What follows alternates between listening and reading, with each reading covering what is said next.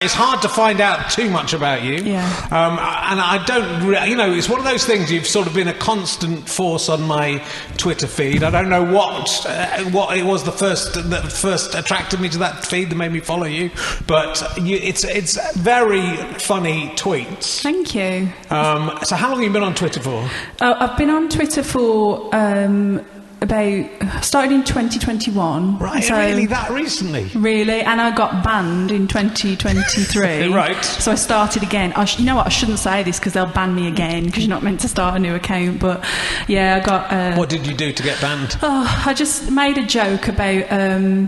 someone had posted something about a guy on a dating app having a go at them, and I'd said, I wish this man a very pleasant fuck off and die. Right. It was an instant ban for hate speech against men, and Wow. you're only allowed to say fuck off and die if it's... I looked up the rules after, and you're only, since Elon Musk's been in, you're only allowed to say it if you're talking about sports, like I hope your team dies, or in a gaming capacity. They're the only times you're allowed to say it.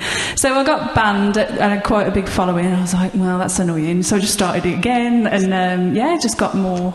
Built back better. My friend Beth says. Built back better. I refollowed you. And why are you called Dank Aykroyd? So there used to be another account on there called Vom Cruise that I thought was quite funny. Okay. Quite a funny name.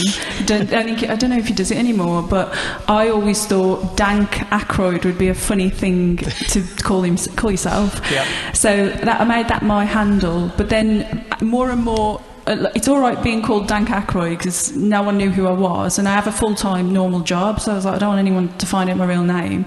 But then as I started getting more interest in the account and getting asked to write on stuff and do things, I thought, I've got to put something close to my real name on there. So now I've got my name on there and my handle are different, which is annoying. But if you change your handle, God, this is boring, sorry everyone. If you change your handle, all your interactions with everybody disappear, and I don't want that. You don't want that. All our precious interactions, which there are many.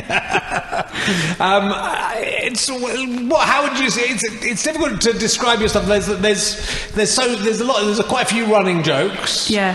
I think probably the thing that I like best, I think the thing that was probably the thing that I thought I'm going to follow this person, was that you would do the May the 4th be with you joke on every day apart from May the 4th. Yes.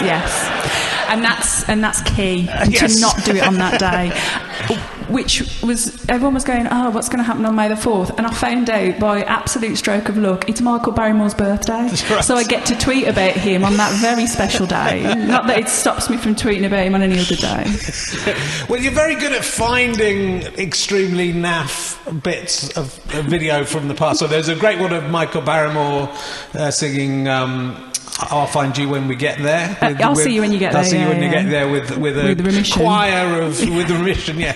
It's Michael Barrymore with a massive choir, a black gospel choir, and Michael Barrymore trying to ingratiate himself. I mean, it's so Alan Partridge, it's unbelievable. It is. Yeah, it was before Alan Partridge, so must have took some inspiration from that. And the one I saw recently was I don't know what the context of this is, except I presume it's an audience with Freddie Starr.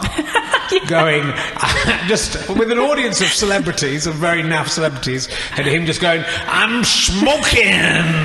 He does, and then he does it again, and with less conviction the second time. He goes, "I really am smoking," and he gets this look. He's always got this look in his eye, Freddie Starr, like where he's gone into like another world of performance. Drugs, I think. I think it could be drugs. It's unbelievable. That's his act.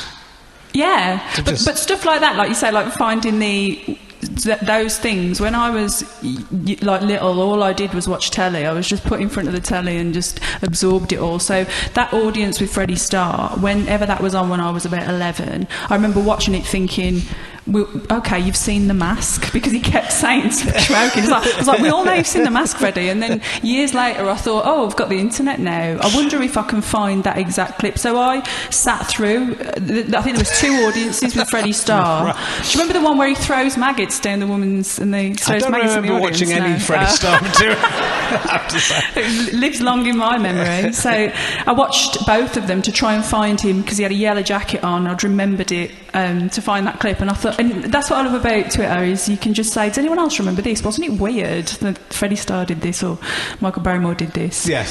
So, but it's because you're putting good jokes in there and interesting sort of. I'm trying to think of this. I think your first ever tweet, if I've got this right, was just got to be really upfront about this and say, I genuinely can't remember the last time I ate a jacket potato. That's was your introduction. Yeah. That was like my first on the old account, I think I didn't have any social media for years, and I've sort of become massively addicted to it now. Yeah. So I don't know, I started Twitter just because I had all these thoughts like that one, and I think the people need to hear about this, really. I just woke up, and as well, the timestamp on that tweet is about like 5:49 a.m, so I woke up in a cold sweat.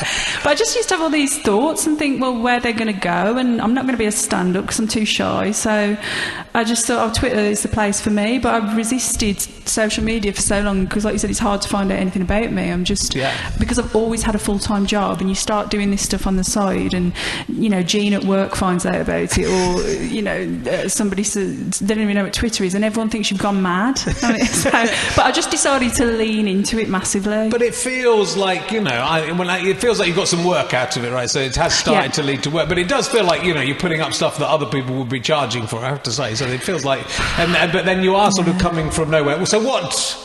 Are you allowed to tell me what you do as your proper job? I am, yeah. God, sorry again, really boring. I design online courses for universities, businesses, things like that, yeah. So a lot of working from home and sitting at the computer. It allows me some time to tweet my fantastic tweets that paid comedians probably use in their acts. Well, they might do, but then they're so good. But you've been writing with Joe Lycett, right? Is that must have come directly out of this Twitter?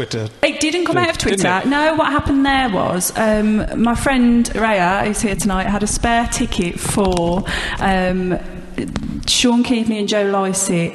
I think it was it here or it was Symphony Hall somewhere here, and she said, do you want to come? So I went, and after the show we went to like an after party where Joe was, and I met Joe, and then after that he added me on Instagram, and then he just messaged me one day saying, can I email you about doing some work with me, you're really funny, and that was it. So it didn't come out of Twitter. He must have seen something, you being funny. Was that just between the two of you? Instagram it would have been, because the only person he follows on Twitter is Babe Station. True to form. So it didn't come out of Twitter at all. It just came from, and I didn't even say that much around him because I'm very shy. I just didn't even say that much. But then as I find with Twitter and Instagram is I can be more. I can be more, what's the word I'm looking for, open, and be more myself, I think, than I can in real life. Well, yeah, you're quite risque and you're quite rude. I'll say. You can be quite saucy on there. Well, do you know what's funny is if my mum saw it, I'd die. My mum said to me today, before I went, have a good time and don't get swearing. I just had to say to her, Mum, it's theatre. It's for the theatre. I'm sure, John Gielgud's dropped a few bollocks and fannies in his time. He definitely has. Nearly every John Gielgud story is just him saying cunt at the end. That is it. It's a long story, and then he says, what a cunt. Exactly. So it's for the theatre, Mum. Yeah, it is.